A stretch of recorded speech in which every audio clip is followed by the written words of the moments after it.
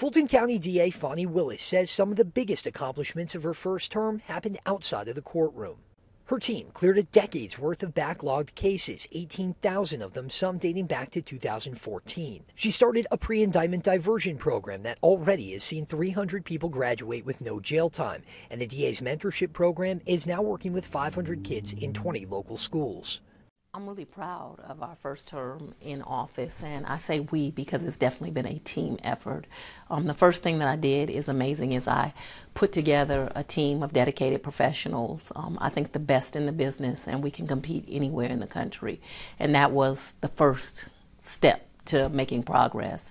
The second thing that we did that is just really helpful to the community and to the citizens is when we got here, there were more than 18,000 cases unindicted. Those cases went back from 2014 through 2020. We were able to clear up all of those cases, bringing resolutions either in indicting them or dismissing them, but certainly moving on with them. The thing that I am happiest about is our REACH program, where in our inaugural year we went into 6 schools and we touched 150 children. Well, we're now up to 20 schools and we have over 500 children that we're servicing, and it's an entire year program to keep people out of gangs and keep children, middle schoolers and high schools out of gangs, and just showing them anger management and resolutions that don't get you in the criminal justice system. And then probably the last big accomplishment is the diversion program. There was no pre-indictment diversion. We've now graduated more than 300 people. We've had 700 people enroll. And then let's talk about crime reduction. All of these strategies and our tough on crime, violent crime especially, have made crime go down. Violent crime is down more than 20%. So I'm extremely proud of the first 4 years, but when I came here I was on a 12-year plan, and so I continue to be on that 12-year plan, and we have really big plans for term 2. Well, let's talk about it. What does the middle 4 years of this plan look like for you? Well, the middle plan looks like some dreams come true. One of the things that I want to do is we want to have a family violence center. And what that is that's for domestic violence victims. It's one-stop shopping. When a woman is fleeing with her children in a domestic violence situation, she doesn't have the time or the resources to go here for one piece of aid and here for another. She's often displaced. She only has the clothes on her and her children's back, and she needs someplace safe to go, someplace where she can get medical care, somewhere she can go get basic identification, because often they leave without it, and it becomes very burdensome for them to have to go a lot of places. So we want a one-stop shop for our domestic violence victims so they can get all the services that they need. I also want a domestic violence court because I need judges that are trained on how to deal with domestic violence victims. We know the reality is most DV victims go back 7 times because it's not a one-dimensional thing. He's not always mean. He's not always violent. Sometimes he's nice. Sometimes he takes care of them. And it's your family. And so it's very hard to go to find safety that you deserve. And so we want to make sure that we get a domestic violence court. The other thing that we're well on our way to is we are starting a human trafficking task force. And that's going to be not only the district attorney's office, but a lot of our law enforcement partners so that we can really take heads on this human trafficking issue. And then the other thing is we're going to continue our fight against gangs. Folks going to continue to get RICO charges if that's what is necessary to tell the entire story. But we're going to continue to be aggressive in our prosecution of gangs so that we can keep crime at a minimum here in Fulton County. Yeah, well, let me kind of go right off of that. And one of the hallmark cases of your first term was the YSL RICO case. A lot of big developments in that since the last time we talked. Obviously, the kind of the key mark, I guess, defendant, Young Thug, took a plea deal. You know, you've been working so hard on this case. It took a long time to put together, and it's taken a long time to get to this point. Were you happy with the outcome? Do you think that Judge Whitaker made the right decision? You know, it's funny. I think the public still needs an educational point on YSL. YSL was a RICO indictment with 28 defendants. At this point, 14 of those defendants have been disposed. 1 was dismissed, and 13 have taken pleas, which means they've taken responsibility for their crimes. But we still have 14 defendants that have to finish their justice, and so it limits what I can say about it.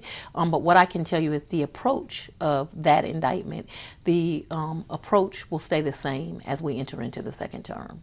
But a few criminal cases dominated the headlines in her first 4 years, none more so than her prosecution of Donald Trump and some of his allies for election crimes in Georgia. The future of Trump's case becomes murkier after Trump's re-election. A Supreme Court ruling earlier this year made it tougher to prosecute presidents for things they do on the job. Willis indicated she still plans to pursue charges against Trump.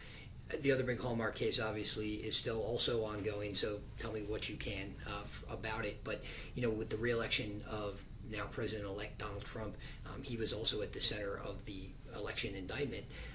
What do you do now? Because we've got this Supreme Court precedent now that says sitting presidents really can't be charged for some of the things that they did in office, with him now having the protection of the White House. How do you proceed as it relates to just his portion of this case? I'm not going to talk to you about a case. Let me talk to you about a young lawyer and a lawyer that's got a little age on her. When I became a lawyer, I believe that all the smartest people were the judges, right? That's who rose to the top. I've been a little disheartened as I've gone on to practice law. But what I can tell you about me as a district attorney, I didn't indict anyone who I did not believe committed a crime in any case. And all of our more serious felony cases were indicted because a grand jury decided that there was enough evidence there to indict them. And so it is our plan, if someone has an indictment in this office, no matter who they are, we continue to pursue those charges. I can't be responsible for what judges and what courts will do.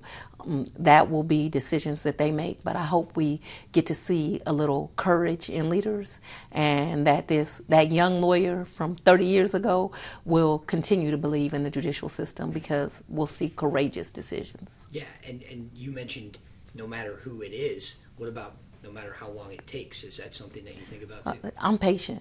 That's what age teaches you, is patience. I've been patient in the way we do our work. And that goes back to those indictments we talked about when we first started.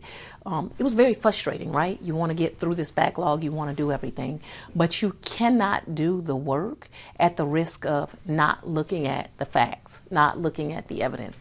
And so we've patiently plowed through, and we will continue to patiently plow through to seek justice. And, I'm here for 8 more years is my plan. And so if that's what it takes for us to get justice in some cases, we come to work every day. We'll come to work and look for justice. Yeah. Some of the things that you mentioned, the diversion programs, the clearing out of these backlogged cases, you collected a very healthy amount of the vote tally when you were reelected.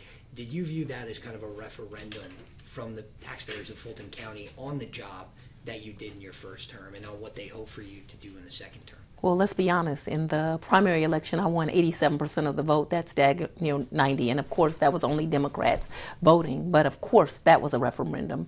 And then we live in a very diverse community, one that is 35% Republican, it's about 65% Democrat. And I won close to 69% of the vote. I think the community sees us. I think they see all of our community activities. I think they see our no-nonsense, tough approach on violent criminals. And I think it is a referendum that they want me to continue to do the work. And that's exactly what me and the team that I've comprised hope to do, and what we will continue to do.